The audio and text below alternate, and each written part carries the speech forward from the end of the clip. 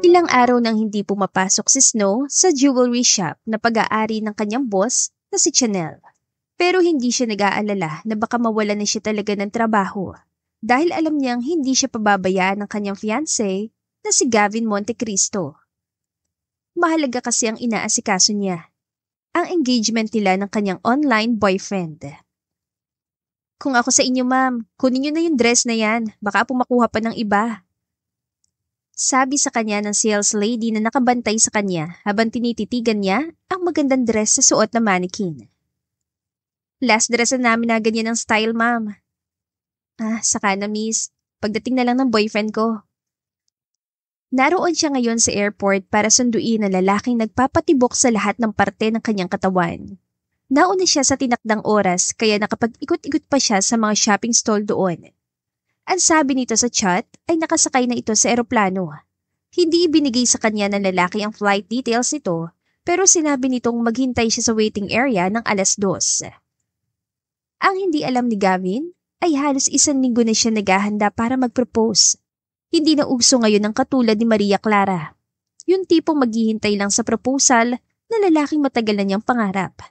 Sigurado siya magagalit ang tatay niya at mga kuya sa kanyang desisyon pero mas kaya niyang harapin ang galit ng mga ito kaysa ang mawala pa si Gavin sa kanya. Ito ang unang beses na nagkanobyo siya at sa tagal niya naghintay sa tamang lalaki, hindi naman siguro masama kung gagawa niya ng hakbang para si Gavin na rin ang maging huli. Paano ba namang hindi niya maiisip at mararamdaman na si Gavin na nga ang para sa kanya? Napaka-hands-on ito sa relasyon nila kahit magkalayo sila. Hindi nagkulang ang kanya nobyo sa komunikasyon dahil lagi silang magkausap sa video call, sa tawag at text. Madalas sa saglit lang silang magkausap na nakikita niya mukha nito pero sapat na ang lahat ng efforts nito para magdesisyon siyang hindi napakawalan pang binata. Nakangiting umalis na lang siya doon nang marinig niyang tumunog na ang alarm sa cellphone niya at nagtungo na sa waiting area ng airport. Habang naghihintay siya, ay hindi niya maiwasang sipat-sipatin ang singsing na binili niya para sa kanilang dalawa ni Gavin. Pinag-ipunan niya talaga yon at binili mula kay Chanel. Iyon ang magiging engagement ring nila ng binata. Hindi naging mahirap sa kanya na makita ang lalaki dahil sa tangka nito. Lahat pati ng babae sa airport ay napapalingon kay Gavin. Itinaas niya ang bitbit niyang cardboard. Babe! Pagtataka ang nabasa niya sa mukha ng lalaki. Hindi naman siya gumagamit ng filter kapag kausap ito, kaya natural niyang ganda ang nakikita ni Gavin sa mga video calls nila. Bakit ngayon? Tila ba hindi siya nito kilala? Tumayo ito sa harap niya kaya napatingala siya. Babe? Oh! Ako to si Snow! Snow de la Merced! Tinitigan siya ni Gavin mula paa hanggang sa mukha niya. Para siyang sinusuring maigi. Ngayon, alam ko na kung bakit. Bakit ano? Mamaya ka na magtanong, sumama ka sa akin. Nalilito man pero sumunod siya sa lalaki. Hindi ito ang inaasahan niyang first meet-up. Ang nasa imahinasyon ng dalaga ay patakbo siyang magpapakarga sa lalaki at doon sila sa harap ng maraming tao maghahalikan. Pero paano nila magagawa yon kung parang hindi siya kilala na lalaking gusto na niyang pakasalan? Nasa sasakyan na sila nang tanungin siya ng binata. Saan mo gustong kumain? Wala akong gana. Pwede bang mag-usap muna tayo? Kaya nga, saan mo gustong kumain? Mag-uusap tayo habang nagtatanghalian. I'm starving. Pilit na lang na inunawa ni Stowe ang nobyo. Baka gutom lang ito kaya ganoon ang naging mood nito sa una nilang pagkikita.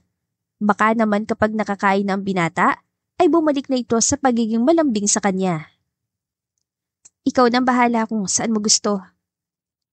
Si Gavin naman ang nagmamaneho, kaya basta na lang itong nagmaniobra patungo sa gusto nitong restaurant. Doon sila pumwesto sa VIP room. Mabuti na lang. Dahil agad na nakapag-run si Snow habang naghihintay silang mai-serve ang mga in-order na lalaki. Disappointed ka ba sa akin? Hindi ba katulad sa video ko lang mukha ko? Pinadaan ni Gavin sa manipis ng labi ang sarili nitong hintuturo habang pinakikinggan siya at nadidistract siya dahil doon. Hindi naman ako gumagamit ng filter kapag kausap ka. Walang sagot si Gavin. Itinuon lang nito ang pansin sa pagtipa ng mensahe sa cellphone nito kaya nagpatuloy siya. Ito talaga ang mukha ko. Bakit parang hindi mo ko kilala? Doon lang napabuntong hininga si Gavin. Eksaktong dating ng mga pagkain nila. Pinanood lang ni Snow na kumain na lalaki. Napaka-elegante nitong tignan. Utos nito. At hindi ganoon ang Gavin na minahal niya.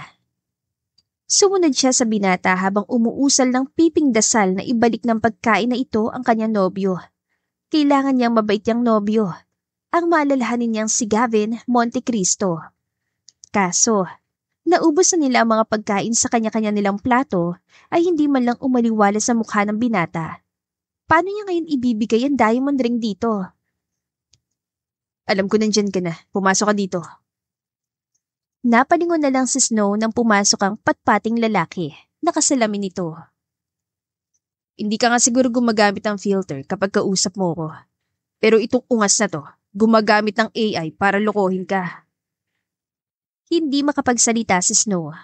Magkakahalo ang galit, inis, pagkalito, pagkapahiya, at sakit na nararamdaman niya ngayon. I'm sorry this happened to you, miss. Come on, Jeff. Magpaliwanag ka sa kanya. Sorry, babe.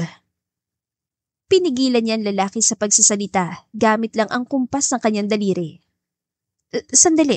Sino ka? Ako to, babe. Yung kachat mo. Hindi. I'm sorry, babe. Huwag mo akong tawagin ganyan. I hate you. Niloko mo ko. Doon na naiyak si Snow ng tuluyan. Sorry, Snow. Alam ko kasi hindi mo magugustuhan ng katulad ko kaya nagawa ko yun. Pero mahal talaga kita. Umiling si Snow. Hindi pagmamahal yan. Nagsinungaling ka, pinaikot mo ko. At hindi makukuha ng sorry mong alisin tong ginawa mo sa akin. Nakakahiya. Umabsent pa naman ako sa trabaho ko para paghanda ng pagdating mo. Tapos, niloko mo lang pala ako. Hindi kita mapapatawad. Sa galit niya, naibato niya sa lalaki ang kahita na may laman 2 singsing, saka siya nag-walk out. At habang naglalakad, ay hindi pa rin maihinto ni Snow ang pag-iyak. Hindi naman mahalaga talaga sa kanyang itsura, pero mahalaga sa kanya ang katapatan. Hindi niya matatanggap at mapapatawad ang ginawa ni Jeff na yon sa kanya kahit kailan. Nanghihina pa siya dahil sa nalaman niya, kaya naman naupo na siya sa gutter. Hindi pa siya nakakalayo sa restaurant, kaya naging mahirap para kay Gavin na makita siya. Hinintuan siya ng binata sa tapat niya, kaya pilit niyang tinuyo ang pisngin niya bago tumingala dito. Bakit? Anong kailangan mo? Iniabot ang binatang nasa harap niya ngayon ang kahitang binato niya kanina sa manlolokon si Jeff. Mukhang mahal na mga singsing na yan. Hindi mo dapat binato sa kanya. Kaya naisip kong kunin at ibalik sa'yo. Thank you. Ibebenta ko na lang ulit to. Okay.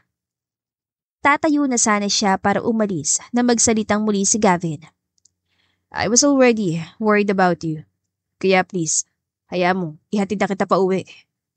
Hindi na kailangan. I won't take no for an answer.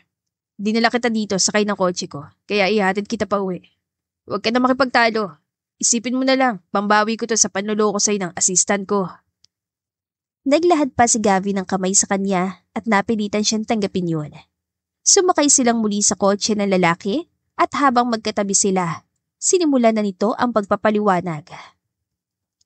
That jerk was my assistant. Ipinagkatiwala ko sa kanya lahat pati ang cellphone ko. Hindi ko naman alam na gagamitin niya mga pictures ko para manloko ng tao. Kaya pakiramdam ko, kasalanan ko nagtiwala ako sa katulad niya. I'm sorry. Hindi naman ikaw ang nanloko sa akin eh. Sa katunayan, biktima ka rin. Biruin mo? Napapaniwala niya kung ikaw talagang kausap ko gamit lang ang mga pictures mo? Kahit pa kasalanan niya, hayaan mong bumawi ako sa'yo. Nabanggit mo kanina na umabsent ka sa trabaho para lang sa kanya.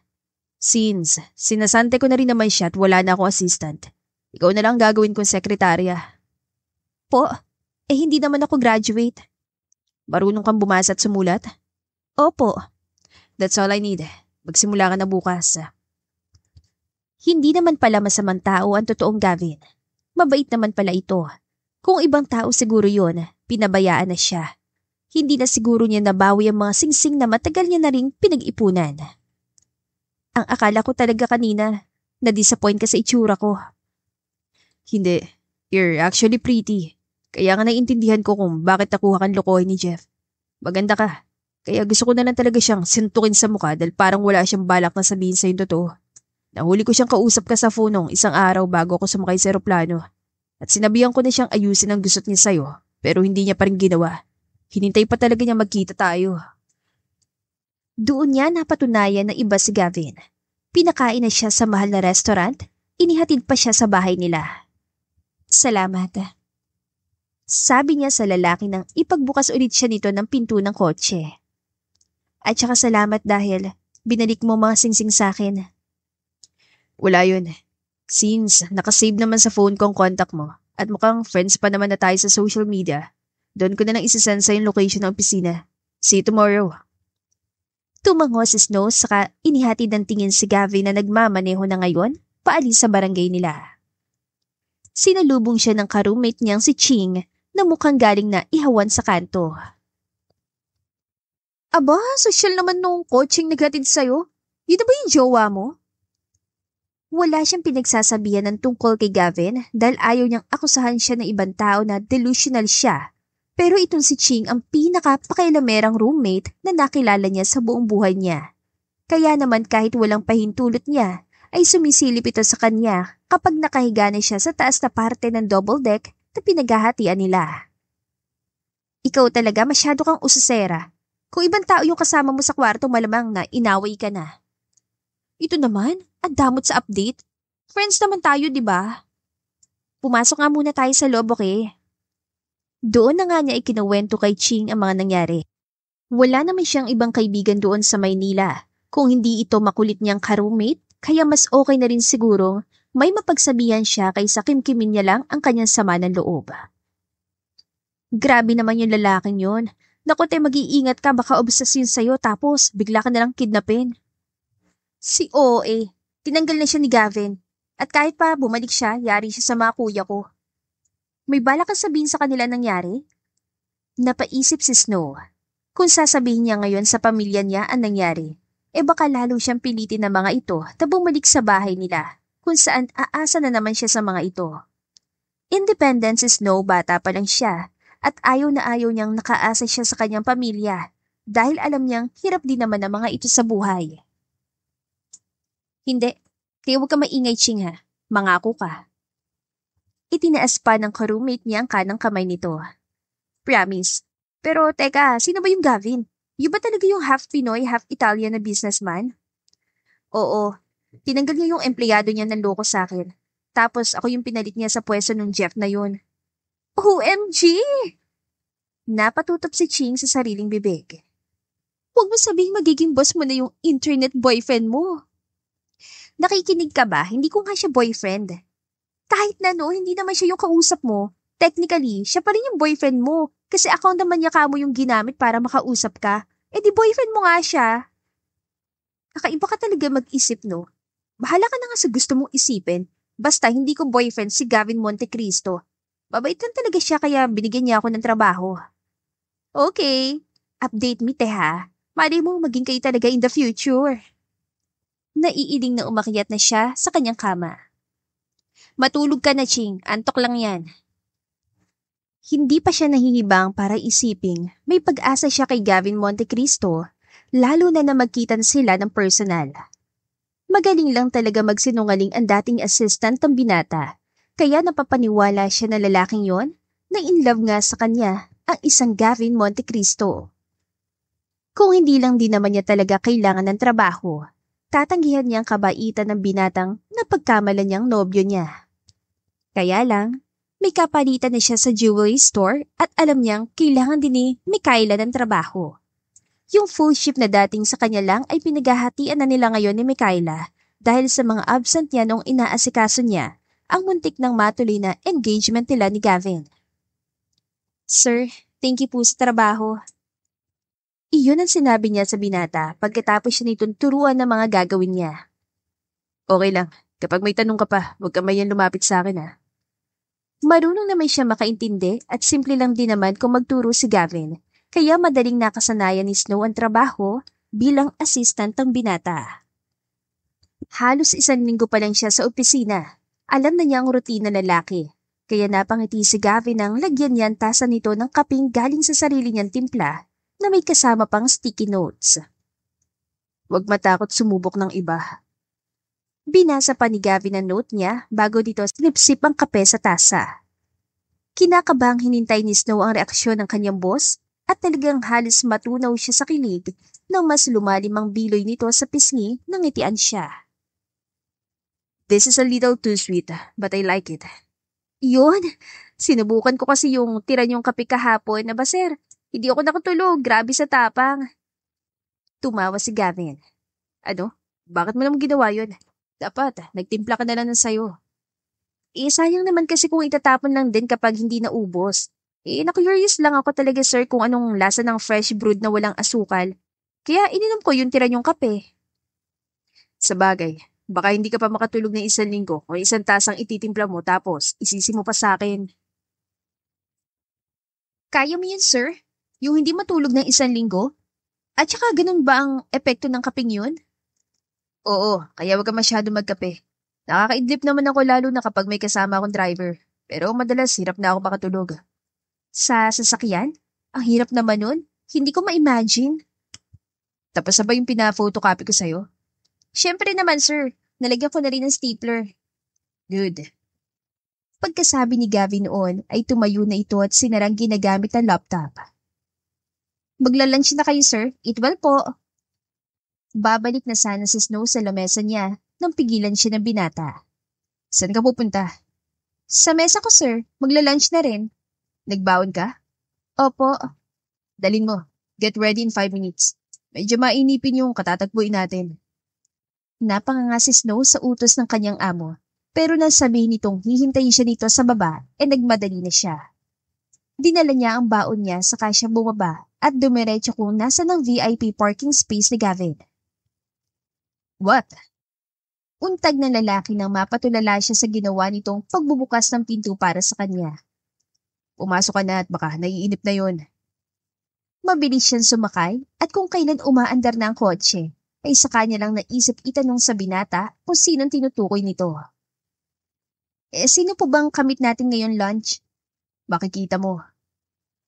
May disappointment siyang naramdaman na makakita ng magandang babae sa direksyon kung saan papunta ang lalaking sinusundan niya. Naroon sila ngayon sa isang fine dining restaurant. Mukha ng matanda ang babaeng yon, pero bagay pa rin itong maging katipan ng amo niyan si Gavin. Lahat yata ng age bracket ng kababaihan ay babagay kay Gavin basta maganda. Aatrasan na si Snow nang hawakan na siya ni Gavin sa kamay. Sorry kung natagalan kami. Well, she must be worthy of my time. Nanindig ang balahibo ni Snow sa tono ng babaeng yon. Ma, huwag ka naman ganyan sa bisita ko. Mukhang takot ay siya sa'yo eh. Nanlaki ang mga mata ni Snow sa narinig. Nanay yun ni Gavin? Bakit ang fresh? Mama mo? Bakit? Hindi ba ako mukhang nanay para sa'yo? Umiling ng sunod-sunod si Snow. Naku po, hindi po. Ang akala ko. Ano? Akala ko po, girlfriend niyo. What? Napairap si Gavi na mapayuko siya sa pagkapahiya. Mukhang hindi na bago dito ang mga ganong komento. Pero nakita niyang kabaliktaran ang naging reaksyon ng nanay ni Gavi. Mukhang naaliw ito sa kanya at napangiti ito sa sinabi niya. Now, I am starting to like her. Ano nga ang pangalan mo, Iha? Ako po si Snow. Snow de la Merced. Nice to meet you, Iha. Just call me Lady B. At oo, anak ko nga ang pasaway na lalaki nasa tabi mo. Ngayong nakilala mo na siya, ma. Baka naman pwede mo nang i-call off ang kasal na inihahanda mo. Naguguluhan si Snow sa pinag-uusapan na mag-ina, pero gutom na siya kaya pasimple niyang binuksan ang baunan niya. Lihim na napangiti si Gavin na mapansin niya at agad itong nagtawag ng waiter para maglabas ng mga pagkain. Inagaw sa kanya ng binatang baunan niya at ito na nga naglagay ng pagkain sa plato na nasa harap niya. Hindi ako makapaniwala na nagawa mong magbayad ang babae para lang iwasan ang babaeng nirereto ko sa'yo. Ma, girlfriend ko si Snow. Puntik nang mabulunan si Snow sa sinabi ng lalaki. Pero nakaabang agad mula sa kamay nito ang isang baso ng tubig kaya hindi lumabas sa ilong niya ang kinakain niyang pasta ngayon. Samantalang si Gavin, ine-enjoy ang baon niyang tortang talong at kanin habang nakikipag-usap sa nanay nito na mukhang nawala na ng gana dahil sa paksa nila mag-ina. Girlfriend? Huwag mo nga ako niloloko, Gavin. Siya naman ang tinignan ni Lady B. Totoo ba yun, Iha? Oo. Napasulyap muna siya kay Gavin at sa tingin pa lang, nagkaunawaan na sila kaya sumang-ayon siya sa kalokohang yun. Opo. Hindi naman siya nagsisinungaling dahil kung tutuusin, magkatipan nga sila ni Gavin sa internet. Ni hindi pa nito binubura ang mga conversation nila. Hindi ka binayaran ng anak ko? Hindi po. Ma, please, I'm all good. Huwag ka na mag-alala sa akin. Sumama ka na kayo dyan dahil alam ko naman na matagal yun ang planong mag-travel. It's time to go on the trip. Kung talagang kayo, hindi ako aalis hanggat hindi kayo nagpapakasal. Tumayo si Lady B sa kinaupuan at kinuha ang bag nito. Halos malaglag ang panga ni Snow dahil sa sinabi ng nanay ni Gavin. Sila? Kailangan magpakasal? Hihintayin kong invitation card at tawagan mo ko kapag mamamanhika na tayo kay Snow, ha? Maliwanag, Gavin? Okay, ma. Nang makalis na ang ginang, ay doon lang si Snow nagkaroon ng pagkakataon na questionin ng binata. Sir, anong ibig sabihin nun? Ako nang bahala tungkol sa kasal, Snow. Thank you kasi hindi ka tumanggi kanina. Okay lang naman sa akin, sir, kung kailangan mo ko na magpanggap na girlfriend mo. Pero sana naman po sinabihan niyo ako bago niyo ako dinala dito. Payag ka ba kung sinabi ko muna? Sa totoo lang po, naging mabait naman kayo sa akin lalo na nung araw na sinabi niyo sa akin ang totoo tungkol sa panuloko sa akin ng assistant niyo. Kaya willing naman po akong tumulong. Tatanawin ko lang na utang na loob ang pagpayag mo. At saka, salamat din dito sa lunch mo. Masarap pa. Hindi maunawaan ni Snow ang mararamdaman ngayon. Magiging nobyo niya nga si Gavin, pero pagpapanggap lang ang lahat. Nagpapanggap nga sila pero ginagampanan ni Gavin na mabuti ang papel nito bilang nobyo. Hatid sundo siya sa dorm, kaya ang usiserang si Ching, hindi na naman siya tinatantanan ngayon. Hinatid ka na naman ng boss mo? Umamin ka nga. Boyfriend mo na talaga yun, no? Ching? Sige na, huwag ka na mahiya sa akin. Mag-isa na tayong roommates, para na rin tayong best friends. Ikaw talaga, hindi ka ba makakatulog kapag hindi ka nakakapag-chismis dyan? Hindi, kaya magsalita ka na. Sabihin na lang natin na parang magiging kami pero hindi talaga. Ha? Ang gulo naman nun. Pinakilala niya kasi ako sa mama niya na girlfriend niya. Kaya yung kasinungalingan ng assistant niya, mukhang itutuloy na namin. OMG, alam na ba to ng pamilya mo? Minsan dinadalaw si Snow ng mga kuya niya sa dorm, kaya kilala ni Ching ang mga yon. Kinailangan lang naman niya talagang mag-dorm dahil lumalaki na ang pamilya ng panganay niyang kuya at masikip na sa maliit nilang bahay. Kaya siya na lang ang nagdesisyong umupa ng bed space malapit sa jewelry shop. Hindi ka naman siguro mag-iingay, di ba? Hindi. Duda si Snow sa sagot ni Ching, pero pinili niyang maniwala na kaya nitong magtago ng sekreto. Kinabukasan, pagkabalik niya sa opisina, inumpisahan ng usisain ni Snow ang sitwasyon na papasukin niya. Bakit po ba ayaw niyo doon sa inirereto sa inyo ng mama niyo? She bullied me when we were in high school. Ikaw, sir? Nabully dati? Oo.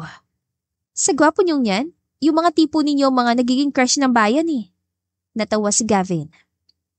Kung ganitong itsura ko dati, baka nga naging crush ako ng bayan. Kaso hindi eh. Tumayo si Gavin mula sa kanyang swivel chair at kinuha ang isang photo album sa nakakandadong cabinet. Here. Kinuha ni Snow ang inaabot sa kanya na binata sa kanya at tignan ang mga litrato doon isa-isa. Yan ako dati. Isang mataba at bulol na half-Italian loser. Yung ibang taong nakakita sa picture noon ni Gavin, natatawa at hinahamak ang dating Gavin Montecristo na pilit na niyang kinakalimutan. Pero iba si Snow. Ang kit-kit mo kaya. Bakit ka naman niya binuli? Sira ulo ba siya? Ang gwapo-gwapo mo. Pumayat ka lang tsaka nagka-muscles pero ikaw pa rin naman to eh. Ang ganda ng mga mata, matangos ang ilong. Baby face ka nga lang dito kasi wala ka pang balbas at bigote. Talaga? Hindi ba siya mukhang nakakatawa? Napabayaan sa kusina? Sir, kung ano man yung pinasok sa utak mo ng mga taong nakapaligid sa iyo nun, kalimutan mo na. Dapat mahal mo hindi lang ang inversion ng sarili mo ngayon. Dapat mahal mo rin tong dating Gavin. Tignan mo nga sir, ang dami mong awards. Valedictorian ka pa. Sinong hindi magkakagusto sa'yo? Teka, nasa yung picture ng speech mo? Hindi ako nag-speech. Nung tinawag na ako para magsalita sa stage, bumaba agad ako tumakbo. Nakita ni Gavin sa mga mata ni Snow ang lungkot. Siguro, grabing pamubuli ang dinanas mo. Sinabi mo pa, Viv is an evil woman. Ayoko sa kanya, kaya lang masakit. Hindi alam ni mamang ginawa ng babae niya sa akin noon. Kaya nang magpakita siya at mga magulang niya ng interes sa akin, hindi man lang nagdalawang isip si mama. Ay, hayaan mo sir, hindi ako papayag na makuha ka niya. Alam ni Snow na kunwari lang ang lahat. Pero didibdibin niya ang pangakong ito kay Gavin dahil naniniwala siyang hindi deserve ng Viv na yon ang Gavin ngayon dahil inalipusta nito ang binata noon. Thank you, Snow. Ako na lang bahala sa'yo, pati na doon sa kasal na sinasabi ni Mama. Doon siya kinakabahan sa kasal. Dahil kung kakailanganin nga nilang magpakasal, kailangan ng binatang si Gavin na dumaan sa butas ng karayom. Mayroon siyang 3 kuyang maton na kilalang mga siga sa tondo. At hindi papayag ang mga yon na basta siya ikasal sa kung sino. Hindi niya tunay na mga kapatid sina Andrew, Philip at Henry. Anak ito ng nanay Mary niya na pangalawang asawa ng kanyang tatay David. Parehas sa single ang mga magulang nila nung mabuo sila bilang pamilya. Ang madrasta niya ay namatayan ng asawa at ang tatay niya ay ipinagpalit ng nanay niya sa iba. 12 na siya na magkaroon siya ng extended family at kahit hindi kadugo ni Snow ang 3 niyang kuya, ay todo naman ito sa pagprotekta sa kanya. At alam niyang hindi magugustuhan ng mga ito ang ganoong setup nila ni Gavin. Naihiling na lang niya tuloy na sana. Ikumpara ng bibig ng karumit niyang si Ching. Kaya lang, nang ihatid siya ni Gavin ng gabing yon, ay nakita na niya mga kuya niya sa tapat ng inuupahan niyang bed space. Yan ang mga tol. Gusto niyang itulak si Gavin pabalik sa loob ng kotse nito, pero huli na, nakita na ni Gavin na papalapit sa kanila ang mga kuya niya. Hoy, Tisoy! Tawag ng kuya niyang panganay kay Gavin. Mabilis niyang iniharang ang sarili niya sa pagitan ng mga lalaki. Sino sila? Tanong ni Gavin sa kanya. Mga kuya ko. Magkakahait lang naman ng mga ito, pero alam niyang hindi kakayanin ni Gavin na mga kapatid niya kapag ginulpi ng mga ito ang kanyang boss. Siya ba ang boyfriend mo, Bunsoy? Tanong ng kuya niyang si Henry na siyang tunay na bunso sa 3 lalaki. Ako nga po. Pinandilatan niya ng mga mata si Gavin. Senyales sa dapat siyang hayaan ito magsalita, pero mukhang may sariling plano ang binata. Boyfriend mo na pala, bakit hindi nagpakilala sa bahay? Nililigawan ka ba niyan? Si Kuya Philip naman, hindi naman nauso yun. Nakatikim tuloy siya ng pitik sa noo mula sa kanyang Kuya Andrew. Anong hindi uso? Yung ate niya mo, niligawan ko yun. Tsaka yung Henry, nililigawan si Ching. Kaya huwag mo sasabihin na hindi uso yun ha. Kung talagang mahal ka niyan, aakit yan ng ligaw sa bahay. Ano ka mo kuya? Nililigawan mo si Ching? Ha, Kuya Henry? Huwag mong ibay ng usapan, Snow. Ikaw ang topic dito. Kung hindi pa nadula si Ching, magugulat na lang kami at kasal ka na dyan. Sinabi ni Ching? Look, I'm sorry if you had to find things out like this. Hayaan niyo sanang simulan ko ulit sa lahat ng tama. Pwede ba akong magpunta sa inyo ni Snow? Seryoso ka? Sobrang lakas ng kabog ng dibdib ni Snow, nantitigan siya ni Gavin sa mga mata niya na mataman. Yung tingin na puno ng malinas na intensyon. I'm serious. Yun naman pala. Madali naman palang kausap ng lalaking to. Inilabas ng Kuya Philip niya ang cellphone nito at kinuhaan ng picture si Gavin. Kuya! Hayaan mo na si Kuya Philip.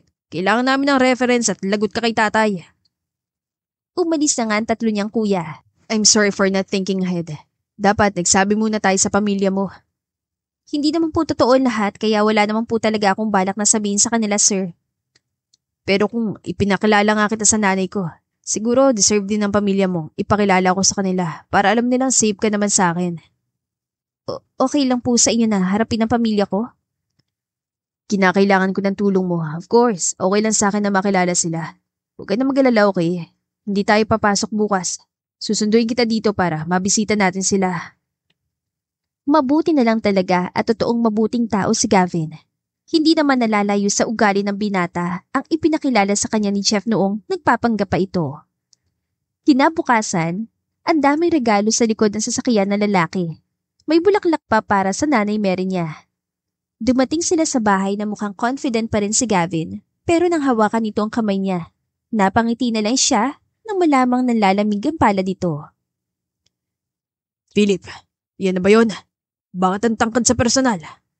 Yan na yun tayo. Huwag mo naman sindakin ang boyfriend ng anak natin. Ay, pasok kayo, pasok. Pagpasensya mo na ang bahay namin, iho ha. Maganda po ang bahay niyo, nanay. Simple at maliwalas. Ay nako, salamat. Nagulat pa si Snow na magmano si Gavin sa nanay at tatay niya na makapasok sa loob. Ano ba lahi mo? Bakit ibang kulay ng mga mata mo pero matatas ka managalog? Filipino-Italian po ako. Gavin Montecristo po ang pangalan ko. Pasensya na po kayo kung ngayon lang kami nakapunta ni Snow. Alam ko namang walang balak ang malditang yan na ipakilala ka sa amin dahil mukhang ikinahihiya niyang pamilya niya. Tay, hindi po sa ganun. Actually sir, palagi niya kayong kinukwento sa akin at hindi po siya nahihiya. Kinakabahan lang din po siya kagaya ko dahil ang sabi niya, ako daw ang una niyong nobyo at una ding ipapakilala sa inyo. Totoo yan, kaya dapat umayos ka. Huwag mo lolokohin o sasaktan ng anak ko kung hindi. Hindi na kinailangan ng tatay niya na ituloy yan sasabihin dahil ipinakita na ng mga kuya ni Snow ang malalaki at fit na katawan ng mga ito na posibleng bumugbog sa amo niya kapag niloko siya nito. Understood, sir. Ano ba naman yan, David? Pumasok na nga kayo't lalamig ng pagkain. Tigilan mo ng pananakot sa mga bata. Sumunod nga ang tatay niya. Ang pagmamahala ng tatay niya at ng kanyang madrasta na si Nanay Mary ang naging maganda niyang ehemplo sa pag-ibig. Kaya hindi siya basta-basta nakipagrelasyon noon. Gusto niya makatagpo ng taong kaya siya mahalin at samahan sa buhay katulad ng mga magulang niya. At habang pinagmamasdan niya ngayon si Gavin na casual na nakikipagkwentuhan sa kanyang pamilya, pakiramdam niya, ito na yun. Kung magiging totohanan nga ang pagpapanggap nila. Ang saya kasama ng pamilya mo, grabe. Tumatawang sabi ni Gavin habang nasa loob na sila ng kotse. I like them. Mabuti naman, sir. Ilang beses siyang muntik ng tawagin sir si Gavin. Mabuti na lang at sanay siya kahit na papanong tawagin itong babe sa loob ng halos 2 buwan na nasa long-distance relationship sila. Sir, really? Tapos na tayo sa meet the family stage. Sir pa rin ang tawag mo sa akin. Ano po ba? Hindi naman tayo. Bago pa madugtungan ni Snow ang sasabihin niya, sinakop na ng mga labi ni Gavin ang labi niya. Napipi si Snow. Wala siyang masabi o magawa man lang dahil nagustuhan niya rin ang pakiramdam na mainit na labi ni Gavin na masuyong gumagalaw sa labi niya. Tulala pa rin siya kahit pa nga 5 segundo nang tapos ang halik. Nagtitigan lang sila kaya inulit ni Gavin ang ginawa.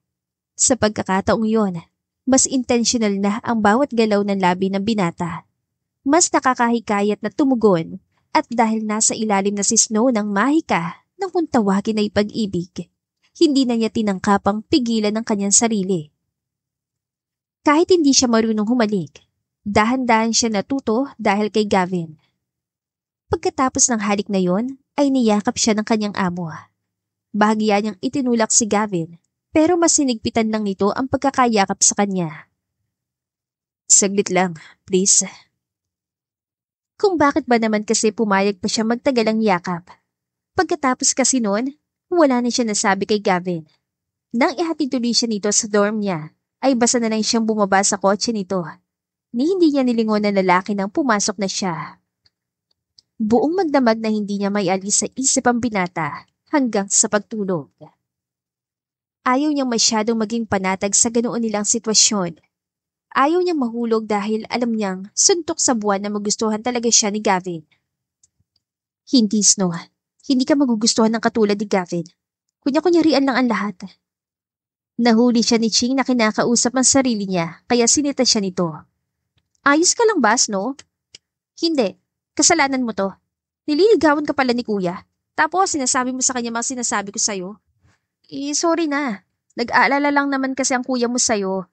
Tinulungan ko lang siya. Pero okay naman na kayo, di ba? Tanggap na siya ng pamilya mo. Hindi mo naiintindihan, Ching. Hindi na lang niya pinaliwanag pa ng husto sa babae ang sitwasyon. Ayaw niyang may panibago na naman itong masasabi sa kuya niya.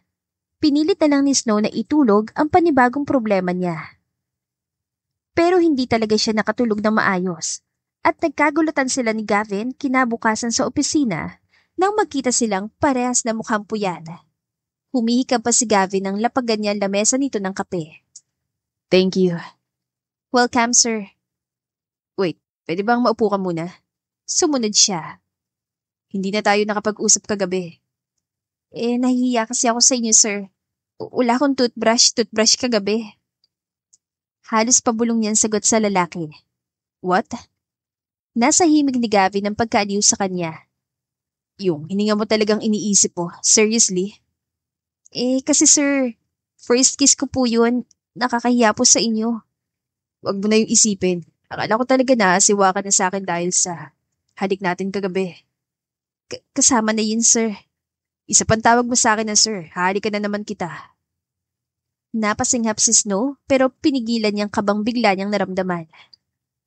Ano bang dapat kong itawag sa inyo? Ikaw, baby, Han, darling, I really don't care. Ang gusto ko lang, yung komportable ka sa akin. Hindi po ba mas hindi komportable yung tawagin ko kayo ng kung ano-ano? Normal lang naman yun sa mga couple ngayon, di ba? Tayo po, couple? Nagpasya kang gawin to, Snow, kaya couple na tayo. Okay. Iyon nga ang pilit niyang ginawa. Ang hirap na ibibigay niya ang lahat sa pagpapanggap na yon, habang inaawat yan sarili na mahulog ng tuluyan sa lalaking nasa harap niya ngayon. Wala ka bang plano ngayong gabi? Wala naman. Mabuti, may pupuntahan tayo. Tinapos nila ang trabaho ng araw na yon at sumama siyang muli sa kanyang peking nobyo. Doon siya mas lalong nalito dahil may pa-surprise ka sa kanya ang lalaki.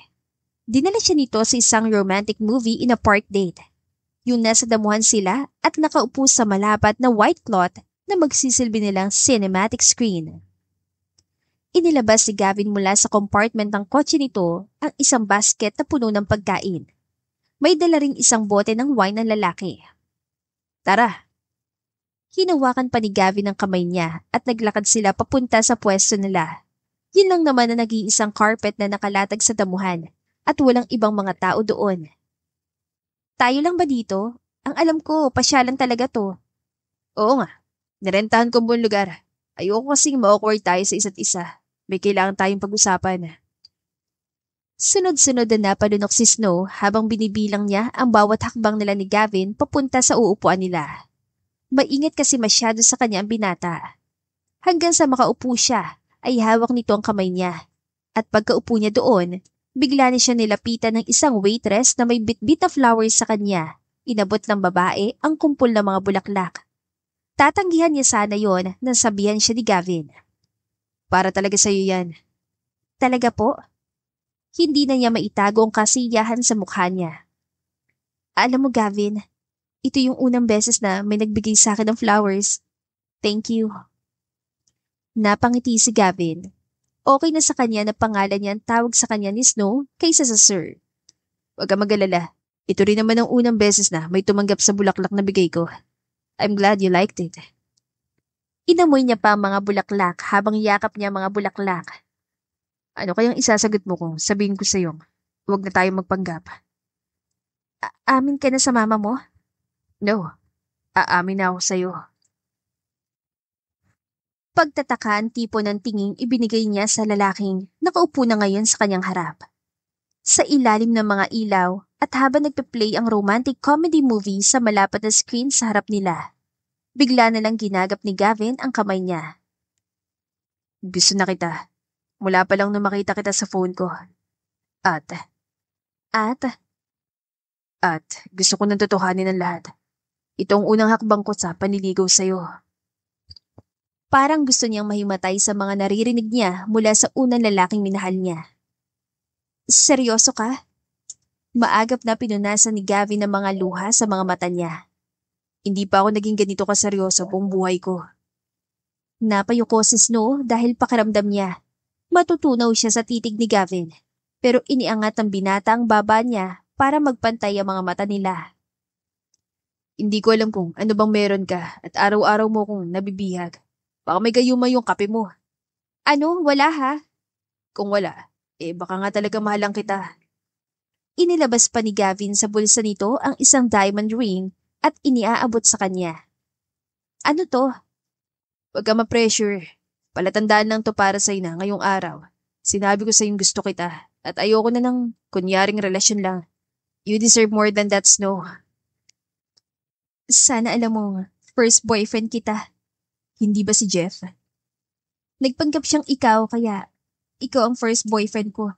Sana huwag mo akong sasaktan. Teka, first boyfriend. Sinasagot mo na agad ako. Sino bang hindi agad sasagutin ng tulad mo?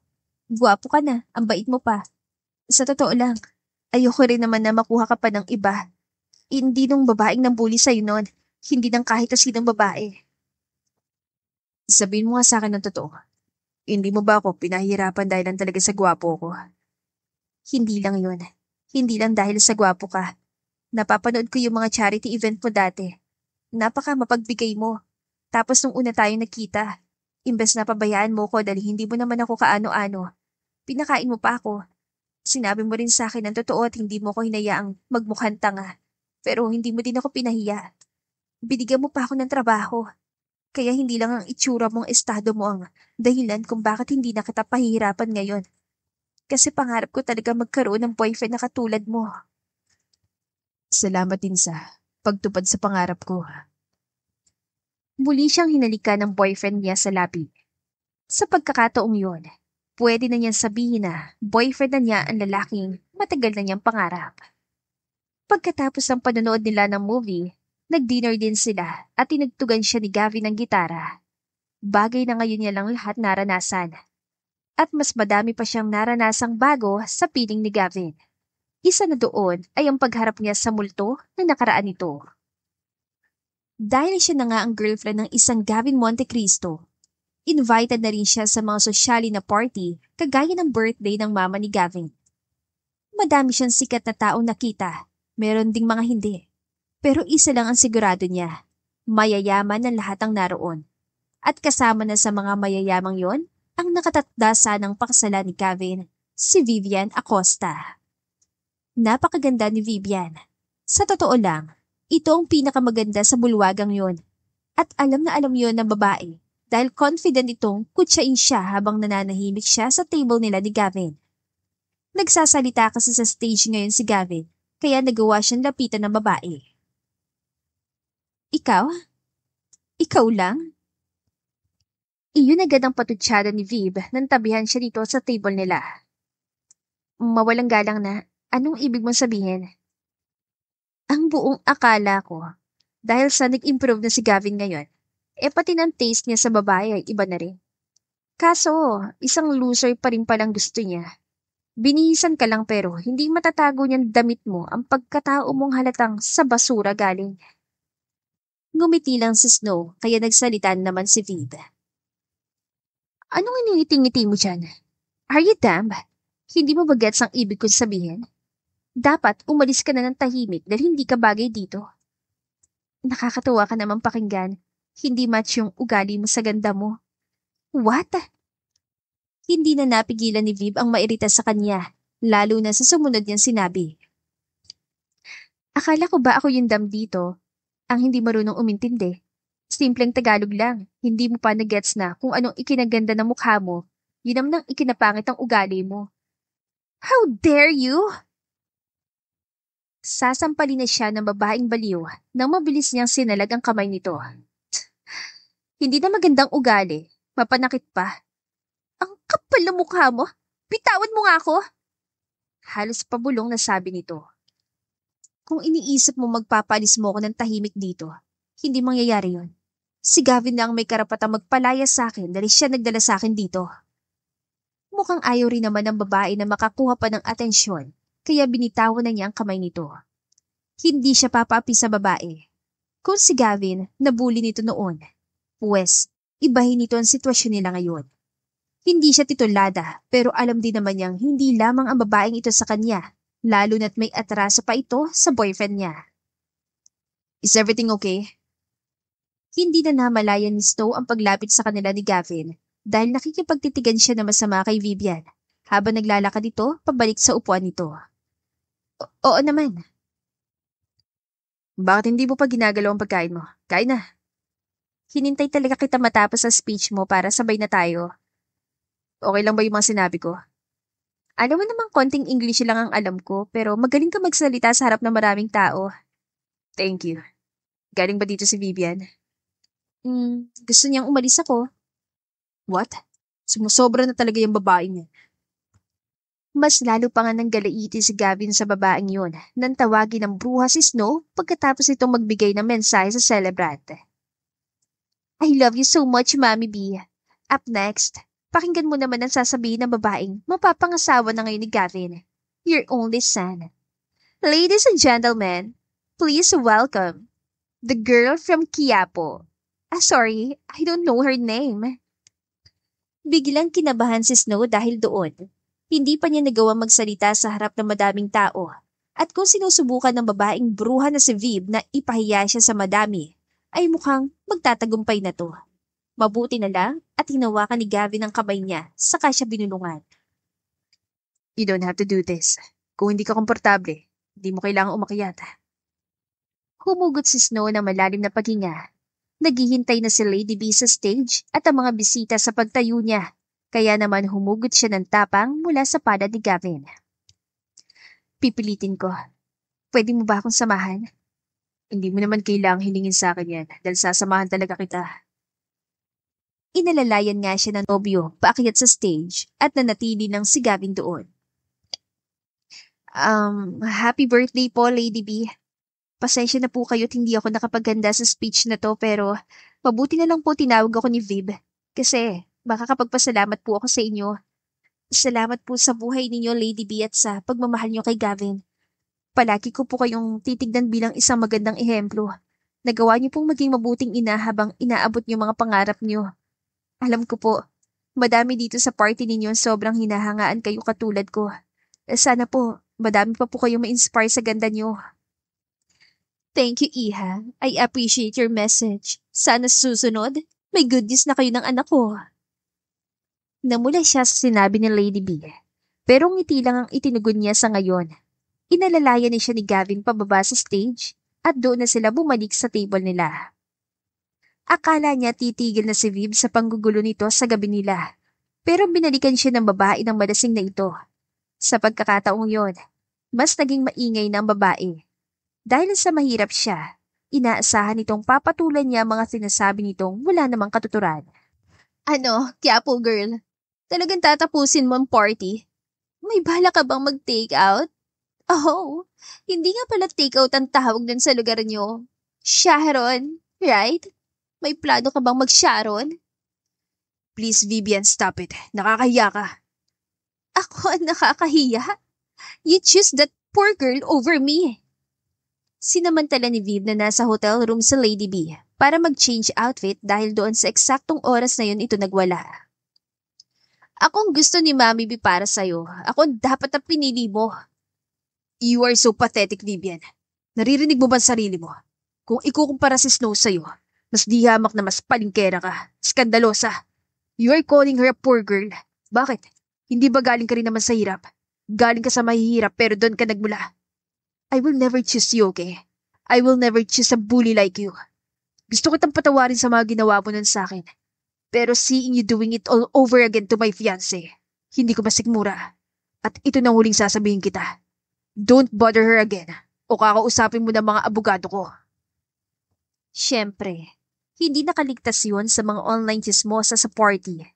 Naging sikat tuloy si Vivian at halos wala na mukhang may harap dahil pagka-post ng videos, agad na na-feature ang eksenang yon sa mga balita at tinaligsa na madaming tao ang ginawa ng bully na si Vivian. I'm sorry again. Hindi mo deserve yung nangyari. Sabi sa kanya ni Gavin na matapos ang meeting nito at nakita siya nanonood ng video clips mula sa event ng nakaraang gabi. Hayaan mo na. Naturuan naman ng leksyon si Viv dahil doon. Yung mga taga-media na kanina pang tumatawag, na-restrict ko na kaya hindi mo na sila kailangang kausapin. Let me know kung meron na namang bago number na nanggugulo sa'yo. Yun na nga lang ang ginawa ko kanina, sumagot ng mga tawag. Munti ko nang isipin na call center agent ako at hindi sekretarya. Nagkatawanan silang dalawa saka siya niyakap ni Gavin. Poprotektahan kita sa kahit ano pang dumating sa atin. Ako din. I love you. I love you too. Bukod sa paghingi ni Gavin ng patawad sa kanya sa mga nangyari, gumawa din ng paraan si Lady B para makausap siya. Sinadya siya nito sa bahay nila at mabuti naroon sila ni Gavin ng araw na yon. Iha, pasensya na kung hindi ako nakapagsabi bago ako nagpunta. Biglaan din kasing alis ko papunta sa fence kasama ng stepdad ni Gavin. Silang dalawa lang ang nasa sala dahil si Gavin sumama sa nanay Mary niya sa kusina para tumulong sa paghahanda ng hapunan. Okay lang po, Lady B. Mami na lang ang itawag mo sa akin. After na nangyari sa party ko, hindi ko gustuhin pang ma-associate ang anak ko sa katulad ni Viv. Para siyang walang pinag-aralan. Kaya nga gusto ko din talaga na makapag-usap tayo at makahingi ako sa'yo ng sorry. Nakakaya ang ginawa sa'yo ng babaeng yun. Hindi niyo na po kailangan mag-sorry para sa kanya pero salamat po kasi pinuntahan niyo ako dito. Pakiramdam ko po ang special ko. It's because you are special, Iha. Lalo na para kay Gavin. Alam mo ba na hindi ko pa nakitang ganong ka-inlove ang anak ko? Ang buong akala ko, bakla siya. Pabulong ang pagkakasabi ni Lady B sa mga huling salitang yon. Tila ayaw nitong marinig ni Gavin ang bahaging yun ng usapan nila. Natawa siya. Well, you can't blame me for worrying. Siya lang ang nag-iisa kong anak pagkatapos mamatay ng daddy niyang Italiano at madami siyang pinsan sa side ng tatay niya na binabae. Akala ko talaga, boyfriend ang ipapakilala niya sa akin. Masaya-masaya ako na ikaw pala yung gusto niya at hindi siya nagkamali sa'yo. Salamat po. Umiiyak ka ba, Iha? Natatakot po kasi ako dati sa inyo. Akala ko rin po mas gusto niyo ng mayamang babae para sa anak niyo. Akala ko iisipin yung pera lang ang habol ko sa anak niyo. Tumawa si Lady B sa eleganteng paraan. Hindi ko hinahangad ng mayaman daughter-in-law. Akala ko lang talaga gusto ni Viv si Gavin kaya pinipilit ko noon ang anak ko na bigyan ng chance ang bruhan na yon. I'm just glad you came into his life bago pa nahuli ang lahat. Ma, alam kong kasama mo si Jan sa labas. Bakit hindi mo papasukin? Napalingon si Snow sa sinabi ng nobyo. Kasama niyo pong asawa niyo? Oo. Okay lang bang pumasok siya dito? Ay, oo naman. Pinapasok nga nila ang Amerikanong stepfather ni Gavin na si Jan. Mas lalong naging malapit ang mga pamilya nila doon. Kung gaano sila kalambing sa isa't isa sa labas ng opisina, ay siya namang ikinatahimik nilang dalawa sa oras ng trabaho. Kaya nagulat na lang si Snow ng umagang yon nang hilangin siya ng nobyo palapit dito. Diretso kalong siya sa lalaki dahil sa ginawa nito. Gavin, baka may makakita sa atin. Wala na sila. Pagkasabi noon ni Gavin ay hinalikan siya nito sa labi. Tumayo siya mula sa kantungan ng lalaki. Naiinip ka na ba? Malumanay na tanong ni Snow sa nobyo nang maramdaman niyang parang gustong laliman pa ni Gavin ang halik na pinagsasaluhan nila. Hindi naman. Gusto lang kitang yakapin at halikan ngayon. Sobrang napagod ako sa golf meeting kanina. Ilang beses nang nagpapahiwatig si Gavin na iakyat na sa ibang level ang relasyon nila, pero palagi siyang umaatras. Hindi dahil sa takot siyang magkaanak, kundi dahil sa takot siyang magalit ang tatay niya at mga kuya niya sa lalaking mahal niya, sakaling mauna pa silang magkaanak kaysa magpakasal. Alam ko ang deal mo sa pamilya mo, na kailangang ikasal muna tayo, and I respect that. Huwag ka mag-alala, hindi kita pipilitin sa bagay na hindi ka pa handa. Thank you. Pero sana, dito handa ka na. Natutok na lang ni Snow ang bibig nang bigyan na naman siya ni Gavin ng diamond ring. Iba naman ang design ng singsing na yon. Ano to? Engagement ring. Pwede na kaya tayong magpakasal? Gusto mo akong pakasalan? Oo naman, 100%.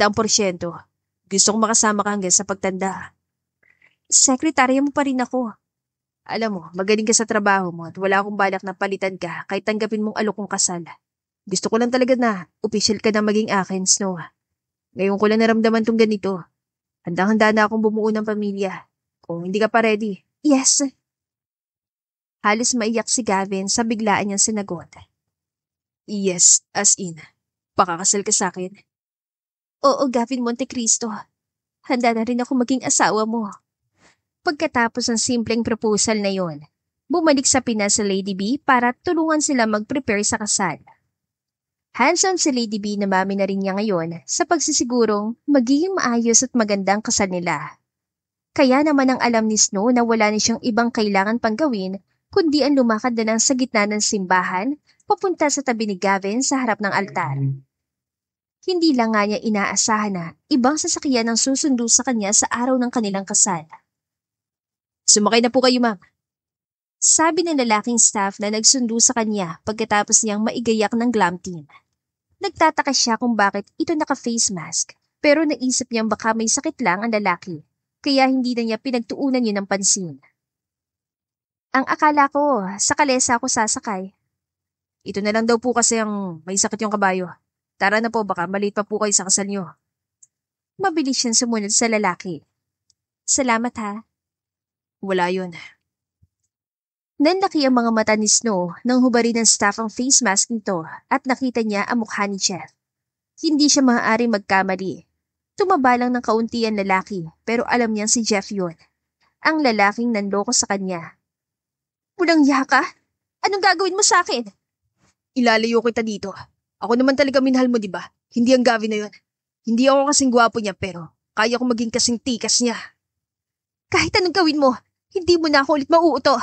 Pwede ba tigilan mo na to? Hindi ikaw minahal ko dahil hindi naman ikaw yung taong sinasabi mo ikaw nung magkausap tayo sa chat at tawag. Dahil ba sa yaman ni Gavin, kaya ko nang ibigay sa iyo mga binibigay niya. Kapag nabayaran na ako ng Vivian, magiging negosyante rin ako at yayaman katulad ni Gavin. Nababaliw ka na. Bago pa siya makapalag, may inispray na ito sa mukha niya dahilan para manghina siya. Muntik nang matangay ng Jeff na yun ang bride. Mabutit may nakakita at nakapag-report kay Gavin. Bago pa makaalis ang van na sinakyan ng kanyang bride, ay nahugot na ni Gavin palabas sa sakyan si Jeff. Ano sa tingin mong ginagawa mo, ha? Ako naman talagang kausap ni Snow, hindi ikaw. Pero niloko mo siya. Ginamit mo mukha ko para mapalapit sa kanya. Ang akala mo siguro lahat nakukuha sa pera. Eh hindi ko naman nakuha si Snow sa pera. Siguro natutunan niya ako mahalin at magustuhan dahil naging tapat ako sa kanya. Ibaba mo na ngayon ng bride ko kung ayaw mo masaktan. Hindi ako papayag na may kasal kayo. Bakit hindi na lang yung girlfriend mong pakasalan mo, ha? Girlfriend? Yung nirereto sa'yo ng nanay mo na matagal na. Ngumisi lang si Gavin. Ginastos mo ba ang life savings mo para magparetoke at magpalaki ng katawan sa ibang bansa? Hindi mo ba alam na hindi ko girlfriend ng babaeng yun? Oh, kasabot mo si Viv dito. Hindi na kailangan manghula ni Gavin dahil tumutunog na ang phone niya. Si Viv ang tumatawag. Nang hindi niya yun sagutin, ay may sinenda picture si Viv. Mukhang gusto pang i-frame up si Snow sa akusasyon ng pangangaliwa. Hindi na lang niya pinansin ang mga mensahe ng babaeng desperada. Sa tulong ng mga best man niya, nabawi nila si Snow. Kinailangan nga lang nilang hintayin na magkamali ang dalaga pagkatapos itong matignan ng pinsan niyang doktor na si Alex. Huwag ka na mag-alala, bro. Mababang klase lang ng pampatulugan na langhap ni Snow. She will be okay. Ilang minuto nga lang ay nagising na si Snow at mabilis siya napayakap sa kanyang groom na makita ito. Nanaginip yata ako. Hindi pa naginip yun, Snow. That bastard was here. Pero nadampot na siya ng mga police for kidnap attempt. Okay ka na ba? Tumango si Snow. Kung nahihilo ka o hindi mo pa kaya. Hindi na natin ipagpapaliban to, Gavin. Kung wala naman na pala yung lalaking yun, ituloy na natin ang kasal. Okay. Hindi hahayaan ni Snow na nakawin sa kanya ng chef na yon ang kaligayahan nila ni Gavin. Kaya pagkatapos ng konting retouch ay itinuloy na ang kasal. Ang kanilang dream wedding na muntik nang maging bangungot ay natuloy na rin sa wakas. Lahat ng taong nandoon ay masaya para sa kanilang dalawa. Para maiwasan ang panibagong gulo, nagdagdag si Gavin ng security sa wedding venue at pati na rin sa reception. Hinawakan pa ni Gavin ang kamay ng asawa nang makita niyang nanginginig ang kamay ni Snow. Natatakot ka pa rin ba? Hindi ko alam kung paano nagawa yun ni Jeff. Muntik na hindi matuloy ang kasal natin. Ang sabi niya, babayaran siya si Vivian. Naitimbre na ng mga security natin sa pulisan tungkol sa sabuatan nila. I will make sure they will pay for this, babe. Huwag ka na magalala, please. Okay. Basta sinabi ni Gavin, alam niyang pwede niyang panghawakan. Ganoon kalaki ang tiwala niya sa kanyang asawa kahit sa paglipas ng panahon. Mas lalo pa nga siya nagtiwala sa lalaki, lalo na nang magkaroon na sila ng triplets. Noong malaman niyang 3 bata ang ipinagbubuntis niya, totoong natakot siya dahil baka hindi niya kayanin. Pero sinamahan siya ni Gavin simula sa unang stage ng paglilihin niya hanggang sa tuluyan na niyang maisilang sina Athena, Aisha at Ailis. Look at you, ang ganda mo. Papuri ng asawa niya sa kanya habang nasa loob pa rin siya ng ospital. Nagpalit lang siya ng damit nang makatulog ang triplets. Maganda tong binili mong damit pero hindi ako maganda. Nakita mo ba to? Itinuro niya sa asawa mga stretch marks sa gilid ng dibdib niya, pati na ang nakaguhit sa tiyan niya. Maganda ka, misis ko. Yung mga marka sa katawan mo, mas ikinaganda mo yan. Dahil yan ang palatandaan na dinala mo at inalagaan ng 9 na buwan ng mga prinsesa natin. Niyakap siya ni Gavin mula sa kanyang likuran. At hindi ako magsasawang ipalala sa iyo yan. Thank you kasi napaka-hands-on mo sa amin. Mahal kita, kaya hindi mo kailangang magpasalamat sa mga ginawa ko para sa iyo. Dapat lang na gawin ko yun. Ako ang dapat magpasalamat sa iyo, mahal ko. Alam mo kung bakit? Sinalubong niya ang tingin ni Gavin pati ng halik nito.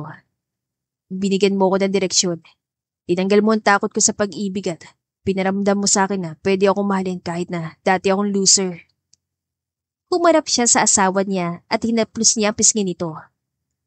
Ang perfect mo naman, loser. Naghalikan pa sila bago siya ikinulong ni Gavin sa bisig nito. At yan, puro maganda lang ang nakikita mo sa akin. Hindi nakikita ko rin ang pangit sa'yo. Pero mahal ko rin pati ang mga yun kagaya ng pagmamahal mo sa mga pangit kong ugali at sa pangit na marka sa katawan ko. Again, hindi pangit ang mga stretch marks mo. Oo na po. Nagsimula ng umiyak ang 3 kambal, kaya naman magkatulong nilang pinatahan ng mga ito. Iyon ang isa sa mga masayang date nilang mag-asawa, ang kasama ang triplets. Madalas niyang makitang puyat si Gavin sa trabaho, pero palagi itong may oras para sa kanilang mag-iina.